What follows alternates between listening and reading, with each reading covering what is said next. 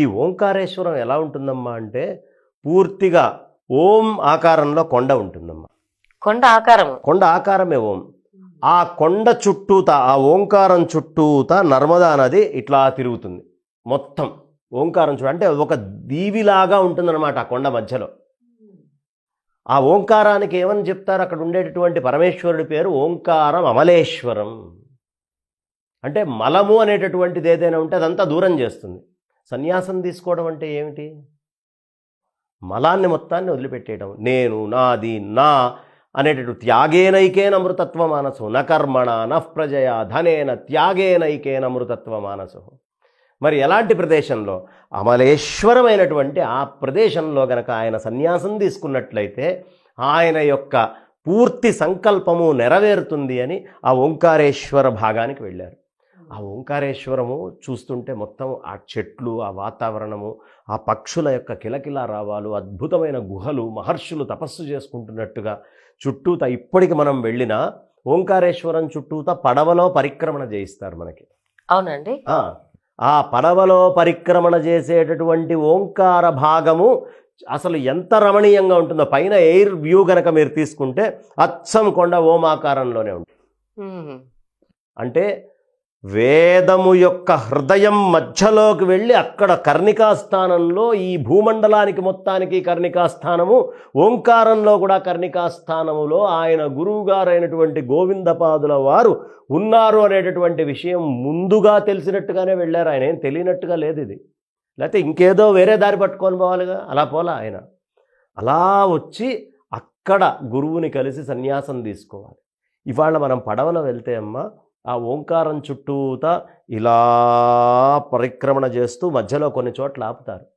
ఓంకారంలో ఉండేటటువంటి ప్రతి చిన్న గులకరాయి దాన్ని సాక్షాత్తు పరమేశ్వరుడి బాణం కింద చెప్తారు.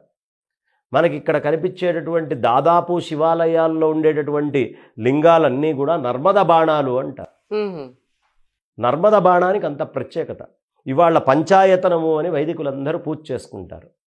ఆ పంచాయతన పూజకి సంబంధించినటువంటి నర్మద బాణము ఎక్కడ దొరుకుతుంది అంటే సాక్షాత్తు ఓంకారేశ్వరంలోనే లభిస్తుంది. అక్కడ ఉండే రాయిని మాత్రమే బాణం అంటారు, నర్మద బాణము అంటారు.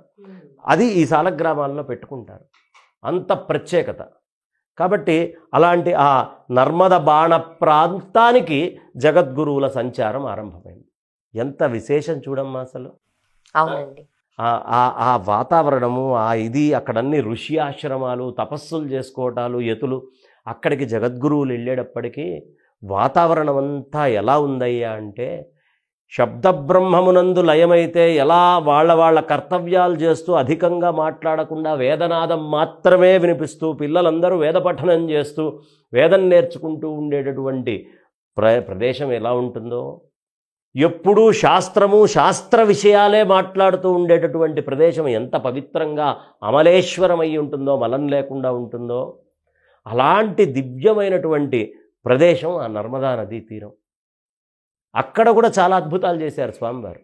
ఆ నర్మదా నదీ తీర ప్రాంతంలో కూడా చాలా చేశారు. కానీ ముందు ఆ ఊరిని, ఆ ప్రజల్ని, ఆ వాతావరణాన్ని, ఆ ఓంకారేశ్వర పర్వతాన్ని ఇంత చిన్న శరీరంతో ఉండి స్ఫటిక రూపంతో అట్లా వెలిగిపోయి ఎక్కడో సంచారానికి వెళ్ళినటువంటి సంచార స్వరూపంలో ఉండేటటువంటి పరమేశ్వరుడు తన స్వస్థానానికి వచ్చి తపస్సుకు కూర్చోబోతున్నాడా అన్నట్టు ఉంటుంది శంకరులు అక్కడికి రావటం. శంభోర్మూర్తి చరతి భువనే శంకరాచార్య రూప అన్నారుగా.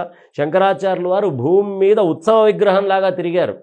పరమేశ్వరుడు మూలమూర్తి అయితే ఉత్సవ విగ్రహంగా శంకరాచార్యులు వారు తిరుగుతున్నారు. అలా తిరిగేటటువంటి ఆయన గురువుగారిని వెతుక్కుంటూ ఈ ప్రదేశానికి వచ్చారు.